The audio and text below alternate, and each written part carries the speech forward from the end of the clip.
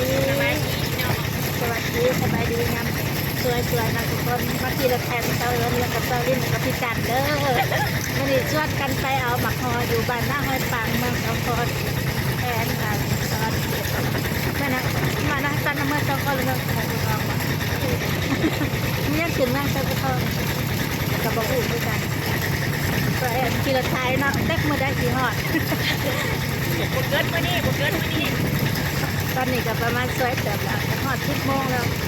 เด้อพี่น้องมาเก็บหอยน้ำกันเก็บบางไม้เสื้อหลีเพิ่นเฮ็ดหน้าแซงพี่น้องแม่บ้านเขาเราพี่โซเฟอร์รถกับแฟนพี่จันเนาะไป4 คนขึ้นหอดซายิงได้กี่รถไทยนั่นนี่ซายิงเพิ่นว่ามื้อวันอาทิตย์มาโอ้มาไปเบิ่งการแต่งงานเอาดีเป็นจังได๋เพราะว่ามื้อนี้นะบรรยากาศคืบแล้วก็บ่แดดเนาะแต่ว่าเอาจังหน่อยขี่รถไทยมันคืบแน่ก็เลยพากันขี่รถไทยเลยคันแดดก็ขี่รถแจ๊กไปแล้วโอ้มันไม่อีกแบบนึงเลยพี่น้องเดือนคืนอาทิตย์ปะแม่ตอนนี้กับเขามาเกตบ้านน้ำซุปบ้านน้าดูไม่จากว่าบ้านน้าสมบูรณ์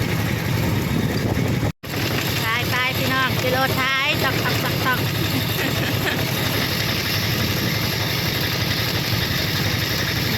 บ้านน้าดูนะเขาเสียงใบน้าดูแล้ว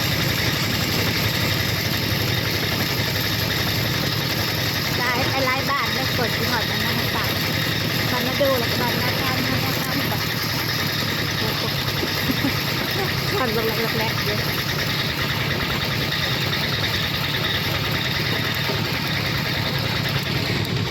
พี่แจนกับเก็ตในอันเราเย็นไปทำเป็นตัวเขียนกันนี่ได้เป็นตัวแล้วก็ได้หอดเขียนพี่น้องเอ้ยมันนี่ก็จะได้อยู่บางคอยนี่นะ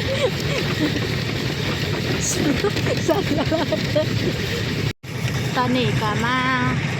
หอดทางแหวกนะให้ต่างหลายคนอันนี้ก็จะเป็นโรงงานน้ำดื่มแจ้งคำของเสียวอดเนาะ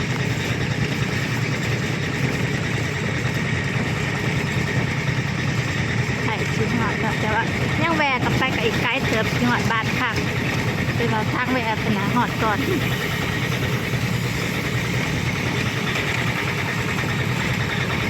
ญี่ปุ่นพี่น้องญี่ปุ่นกาวจะพวกญี่ปุ่นโมเมนต์ฝนนะ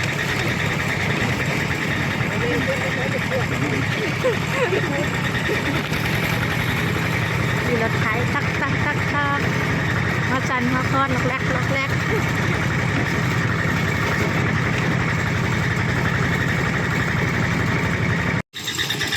นี่ตอนนี้จะ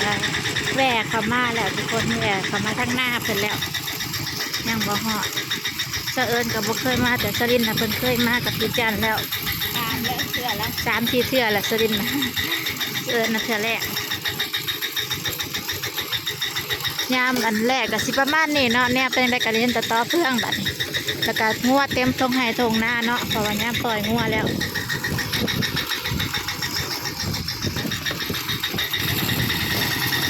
ทางแหวกลงก็สิประมาณนี้มันเป็นห้องเนาะเป็นห้อง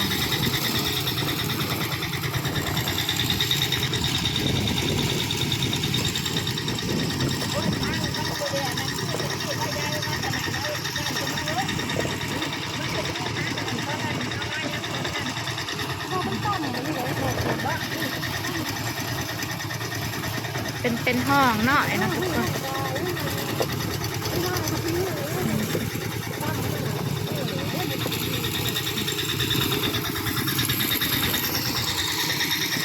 หนับมันในห้องก็ยั่งอยู่เนาะหัวเป็นครัวไก่ไปย่ามอันหนับย่างคนก็จะกดข้างนี้ก็ได้เขาจะมาย่างกดเนี่ย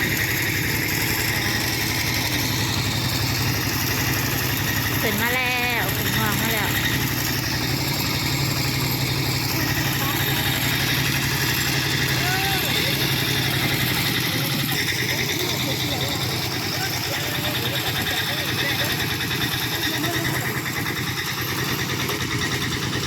มาหอดแล้วทุกคนเพิ่นกำลังหว่านเขาปุ๊บนั่งปุ๊บนี่ปอกหมูเพิ่นจะมีทุกคน เลี้ยงหมูอยู่นะหมูจักโต3บ่3-4เนาะ4โต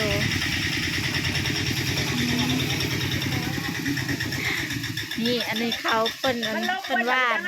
เป็นเห็ดหน้าแซงเห็ดหน้าปังเนาะโอ้หมอดอันรถแล้วก็หูดับพี่น้องฮะระวานแล้วมาประทันครับมาประทันแล้วพูดผูกขวานอยู่ทั้งลุมคนอันนี้คือหมักหอยที่อันจะคล้องหน้าเพิ่นเก็บไว้แล้วเนาะเพิ่นเก็บไว้ตั้งแต่เพิ่นกำลังสิหว่านข้าวนั่นแหละแต่ว่าช่วงเฮาในห้องกลับมาฮอดเพิ่นหว่านแล้วก็บ่หานลงแก่เพิ่นหายเพิ่นหว่านข้าวเลยนี่อันสิเป็นข้าวเนาะข้าวเพิ่นสิหว่านเป็นเห็ดนาแซงอ่ะเนาะเพิ่นออกงอกแล้วขาวจนพูนอยู่เพิ่นเห็ดลายได้ทุกคนเพิ่นแบบนี้แล้วเนาะเศรษฐกิจพอเพียงนะพี่น้องอันนี้ก็สิเป็นขอกเป็ดเพิ่นเนาะเป็ดเก็บไข่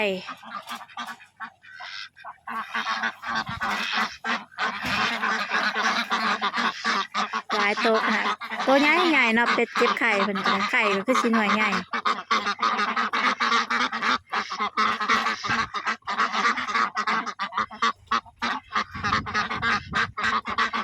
นี่สลินเพิ่นลงไปเก็บแล้วทุกคนตอนบางต้นเพิ่นท่านละวานเนาะตัวนี้นะแม่นลุยสลินลุยลงไปลุยเลยนี่เพิ่นใส่อัน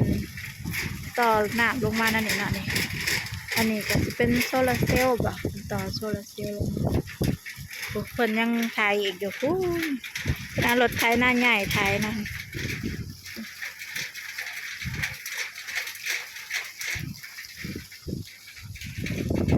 เดี๋ยวสิไปหาเก็บก่อนเด้อเสิร์นก็ได้ถ้าคิดได้ซ้ำใดเขาอันซาลินแล้วก็พิจันแล้วก็แฟนพิจันก็เก็บถ่ายอยู่ซื้อกระสอบคนละกระสอบ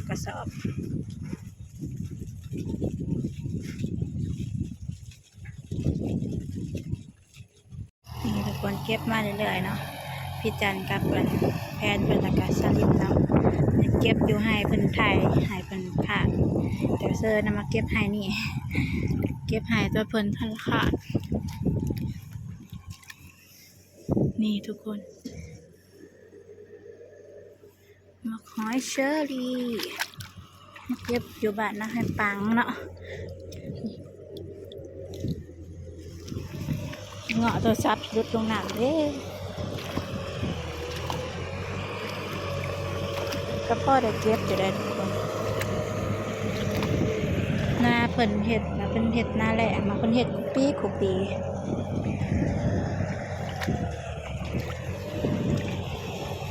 หน่อย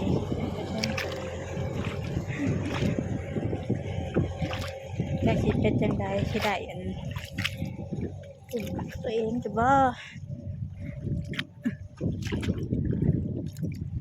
เพิ่นกำลังหวานตายอยากแล้วอะไรยังบ่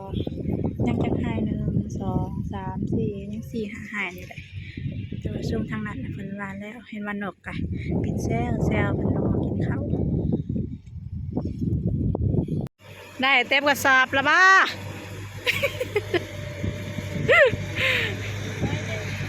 น้อยหนึ่งสวัสดีเพื่อน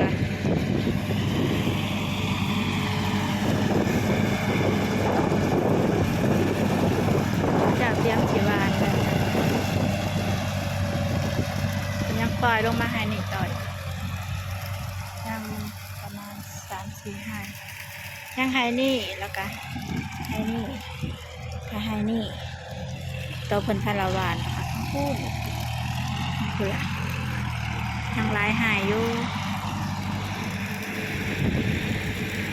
เดี๋ยวไปเก็บมะฮอยอีกก่อนทุกคนกำลังบอกอันนี้เลยบ่อท้องเดี๋ยวซีเจ้าเด้อก็ได้หูบเด้อบัดเมื่อหยอกเพื่อนที่น้องตอนกำลังพากันหวานขาวอยู่หวานขาวชุ่มเฮานะมาหาแนวกินเฮานะมาเก็บบังหอยเชอรี่ลุยสลินลุย จะเมื่อยไปน้ำเก็บไปน้ำเสิร์นได้มันแบบว่าถ้าย่างในกินต้มแต่มันเมื่อยทุกคนนก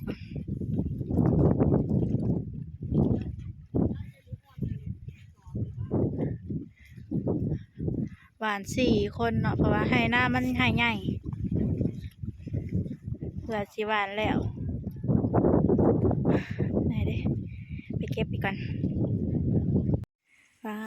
มูหน่อยเพิ่นออกลูกทุกคนตอนเฮามานะมันกำลังเสียวออกมันมากลับมานะบัดสิเมื่อนะมันกำลังออก3 ตัวมูด่างมันเป็นมูด่างเนาะพระเจ้าเพิ่นเผาอยู่ เมื่อละบัดนี้ได้มาห้อยผู้ละกระสอบแต่บ่เต็มเห็นยังเมื่อละบัดนี้ตัวก้น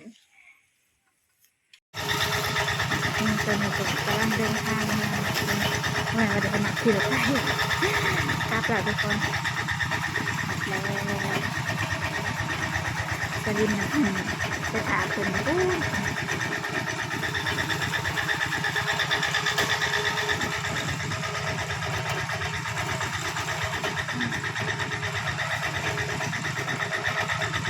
เนี่ยจะเป็นแบบว่างานนี่ตกมันเด็กงานเก็บเนี่ยมีหน้าคือตกเกี่ยวกับย่างหน้าเกี่ยวกับเก็บนะ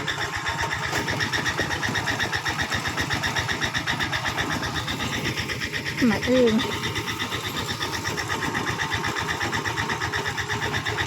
ขึ้นแล้วมาจะแจ้ง9 โมงตอนนี้กะเที่ยงเก่าก็จะเที่ยงแล้วทุกคนเพื่อเมื่อหอดก็ประมาณบ่าย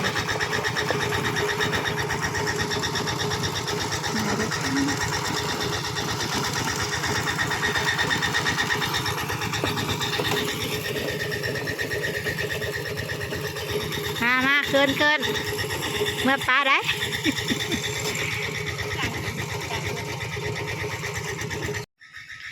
ก่อนสิเมื่อมาแวะอาหารข่าบัดนี้ทุกคนของหน่อยเพื่อนนะงามเลยจะได้กล่องหน่อยนะ ของนี่เท่าใดบ่หน่อยละ100ทุกคนใส่เก็บซ้ายใส่เก็บซ้าย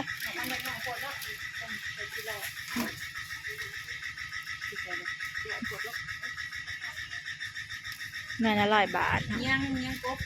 บงานเดือน6ว่าอยู่ทั้งบ้านน้องตาเป็นกระใส่เงินบาทนะทุกคนเงินบาทไม่เก็บกระใส่มาหาแวะซื้อน้ำทุกคนหิวน้ำบัวตักน้ำบัวหดตัก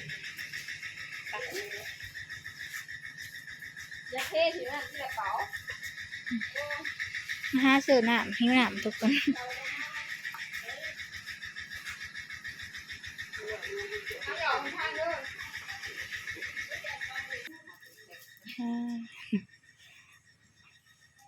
สรุปแล้วสิมาซื้อน้ำหรือขนมกับซื้อ มาหาซื้อขนมแน่ห้องใส่เป็นกระลายนะเป็นคลายไงพวกอันนี้นะสิเป็นแบบบำรุงผิวเนาะน้ำจูวิกซีอย่างแต่3 อย่างนี่เป็นเท่าไหร่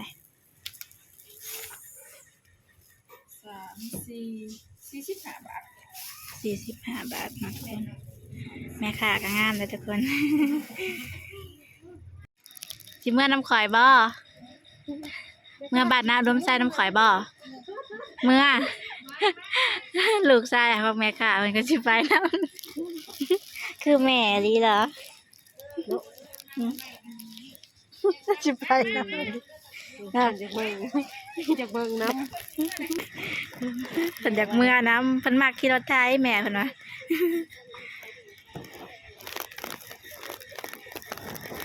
เมื่อแล้วทุกคนได้ของ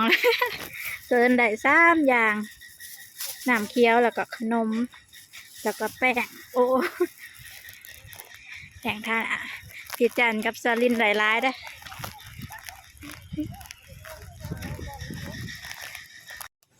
นี่ตอนนี้ก็มาฮอดเฮือนแล้วทุกคน อันนี้คือบักฮอยของเสือเด้อได้บ่หลายปานใดประมาณต้มได้2เทื่อเนาะมาฮอดเฮือนต้มแล้วเขาจีบนะของเสือน่ะยังอยู่ในอันกระสอบคือเก่าพากันมาดังภายกลางเดินต้มบักฮอยเซอรี่โอ้ว้าเต็มหม้อเลยทุกคน นี่ต้มหม้อที่3แล้วทุกคน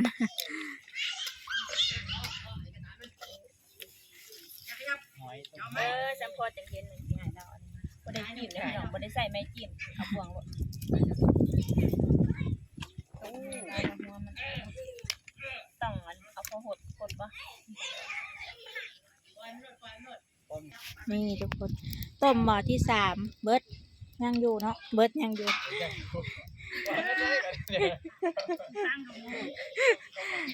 บ่ได้เบิ่งเนาะฝากไปโลดนี่ยังโยนเพราะว่า3คนเก็บเนาะพี่จันแล้วก็อ้ายแล้วก็สลินเนาะ3กระสอบ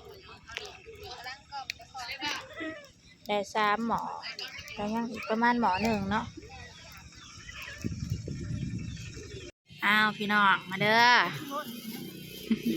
ป้าดเต็มถ้วยเต็มถ้วยปะอันเต็มกระโตกมาพี่น้องตำบักหุ่งใส่หัวหอยเชอรี่ที่พากันไปเก็บมื้อนี้แหละ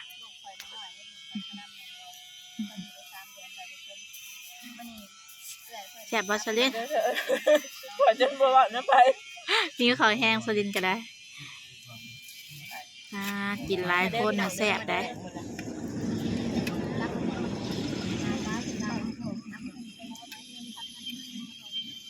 บักตอนนั้น มันก็รวดแล้วนั่น